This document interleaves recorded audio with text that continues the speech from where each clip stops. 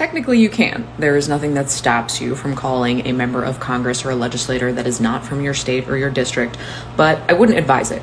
And I say this because I always try to help people be the most effective that you can be, because your time is precious. And as we think about how we're going to get through these next 4 years together, conserving your energy and putting it where you're going to make the most impact is how you are going to sustain.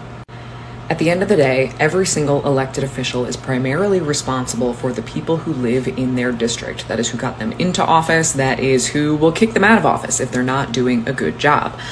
Now, in one of my previous videos, I advised really taking the time to find your one issue instead of feeling like you have to respond to this fire hose of issues that is coming at us all the time. What is the one thing that really motivates you? And then can you take that issue and look through every level of government and see who is working on that issue and where you can make an impact? Let's say you care deeply about healthcare, for example. There are threats on the federal level to overturn the Affordable Care Act, but here in Michigan, the Democratic majority last term protected and codified the Affordable Care Act on the state level. So that's a great example of how these different levels of government work together on the same issue, and where you may not be able to change things at the congressional level, but maybe you can on the state or local level.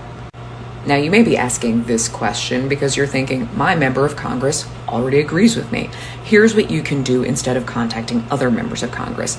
If your member of Congress supports you on an issue and there is an issue that personally impacts you, take a little bit of time and write a thoughtful email to your member of Congress or your US Senator explaining your story. Because if you are living through this, let's say you are somebody who is a federal worker and you were directly impacted by Elon Musk and Doge, your job was cut.